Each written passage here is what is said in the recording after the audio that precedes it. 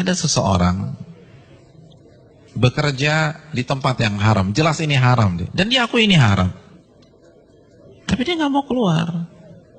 Kenapa dia nggak mau keluar? Dia katakan, anak saya 4, Ustaz. Kalau saya keluar, anak pertama bayar kuliahnya gimana? Anak kedua SMA-nya gimana? Harus bayar uang gedung. Maka saya tetap bertahan karena faktor kondisi. Ini bukan sombong loh Ustadz, ini faktor kondisi. Hadirin enggak. Itu sok pintar. Itu sok pintar. Karena hakikatnya di hadapan kita ada 2 opsi. Opsi yang pertama, matematika kita, logika kita. Gaji kita 15 juta, anak 4. Oh cukup. Tapi begitu saya resign, maka bulan depan 15 juta itu hilang. Maka nggak mungkin mencukupi 4 orang anak. Itu matematika kita. Tapi itu bukan satu-satunya opsi. Opsi yang kedua, Allah berfirman dalam surat At-Talaq ayat 2. Barang siapa yang bertakwa kepada Allah, maka Allah akan berikan solusi. Dan Allah akan berikan rizki dari arah yang tidak ia duga-duga. Namun karena kita merasa paling pintar, kita pilih opsi yang pertama. Karena kita lebih yakin dengan matematika kita daripada janji Allah Subhanahu wa Ta'ala. Bukankah itu sok pintar di hadapan Allah dan merasa cerdas di hadapan Allah Subhanahu wa Ta'ala? Inti dari semua kedurhakaan itu merasa pintar, bukan kondisi.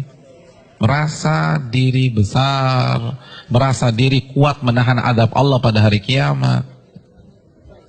Rekan-rekan yang dirahmati oleh Allah Subhanahu wa Ta'ala, ini masalah dari dulu. Karena iblis itu menggunakan teori ini. Kenapa iblis divonis kafir? Kenapa iblis divonis kekal di neraka? Karena ketika dia disuruh sujud, dia katakan apa? Enggak, ana khairun minhu, aku lebih baik daripada Adam. Engkau ciptakan aku dari api dan engkau ciptakan dia dari tanah. Saya ingin tanya, yang diserang dengan statement ini itu siapa rekan-rekan sekalian? Yang dibodoh-bodohi itu siapa? Allah, bukan Adam. Apa maksudnya? Ulama mengatakan, maksudnya, ya Allah, engkau perintahkan aku sujud kepada Adam. Sedangkan dia dari tanah dan aku dari api. Ini perintah yang tidak masuk akal. Gitu loh. Ini perintah yang bodoh. Kalau bahasa ini nggak worth it banget nih Allah gitu loh. Makanya kan Allah langsung habisi dia. Aba wastakbar wa kana minal kafirin. Ini bukan hanya semata-mata sujud hadirin. Ini lebih besar dari itu. Nah begitu juga dengan orang yang banyak maksiat sekarang. Ya nggak mungkin lah ada orang mengatakan ngaku muslim gue lebih pintar dari Allah. Enggak lah. Tapi dengan cara dia membantah ayat Allah, menolak hadis Nabi, itu kan merasa pintar. Merasa pintar. Akhirnya dibantah, dijawab. Hadirin simpel aja, saya kasih 2 contoh dalam masalah ini. Asy-Syu'ara ayat 61 ini jelas. Ketika Allah perintahkan Nabi Musa untuk lari, untuk keluar dari Mesir. Lalu apa yang terjadi? Dan ketika kedua kelompok itu sudah saling melihat, Fir'aun sudah melihat Nabi Musa di hadapannya, dan Musa kalau menoleh sudah melihat Fir'aun. Innalam mudrakun. Maka sebagian pengikut Nabi Musa itu mengatakan, kita akan tertangkap.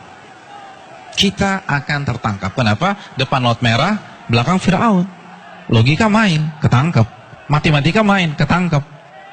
Lalu apa kata Nabi Musa? Qala kalla, bukan begitu. Inna ma'iya rabbi sayahdin. Sesungguhnya Allah bersamaku dan Allah akan memberikan petunjuk. Maka setelah Nabi Musa berbicara demikian, baru Allah wahyukan anidrib bi'asakal bahra fanfalaqa. Pukulkanlah tongkatmu ke permukaan laut, maka laut pun akan terbelah. Ada 2 sikap yang kontradiksi. Yang satu begitu melihat kondisi real di lapangan, langsung menggunakan akalnya. Kita ketangkep. Kita ketangkep nih. Tapi Nabi Musa enggak. Beliau merasa bodoh di hadapan Allah. Merasa bodoh di hadapan Allah. Maka beliau tidak menggunakan pemikirannya, tidak menggunakan logikanya, tidak menggunakan matematikanya. Nabi Musa lebih percaya dengan janji Allah, in tansurullah yansurkum. Jika kalian menolong agama Allah, Allah akan tolong kalian. Orang nggak akan bisa seperti ini kalau dia nggak merasa bodoh di hadapan Allah. Hadirin, saya ingin bertanya, pengikut Nabi Musa itu siapa sih? Bani Israel. Bani Israel itu bodoh atau pintar? Pintar. Dan Nabi Musa adalah anak bangsa Bani Israel yang tercerdas pada saat itu. Yang satu merasa bodoh, yang satu merasa pintar. Dan yang benar adalah yang merasa bodoh di hadapan Allah. Ternyata seluruh analisa, prediksi yang diucapkan oleh seluruh orang-orang yang mengatakan kita akan ketangkap salah semua. Bukankah itu pelajaran bagi kita? Bukan berarti kita nggak boleh menggunakan akal sehat, enggak. Tapi kalau sudah berhadapan dengan perintah yang jelas, larangan yang jelas, merasa bodohlah di hadapan Allah. Jangan kritik, nggak mungkin Ustaz. Ini nggak make sense nih Ustaz. Ini nggak dapat hitung-hitungannya. Tuh Anda baru lagi merasa pintar. Emangnya Allah nggak bisa mengkayakan Anda dari jalan-jalan yang Anda nggak duga? Contoh yang terakhir, jelas-jelas surat As-Saffat ayat 102. Perintah jelas, Allah perintahkan Nabi Ibrahim untuk menyembelih putranya. Lalu Nabi Ibrahim lakukan hal tersebut. Kita sudah bahas. Hadirin yang dirahmati oleh Allah Subhanahu wa taala. Nabi Ibrahim kenapa tetap menyembelih putranya? Karena merasa diri bodoh di hadapan Allah. Karena kalau pakai matematika dan logika, itu jelas sudah nggak boleh disembelih. Wong orang terbaik kok. Beliau akan komplain, kalau beliau merasa pintar saja, beliau akan komplain, kenapa anak saya disembelih? Saya kan manusia terbaik di sini. Harusnya kan anak saya sekolah di sekolah internasional, ya Allah, kenapa justru disembelih? Kan begitu logikanya. Tapi tidak.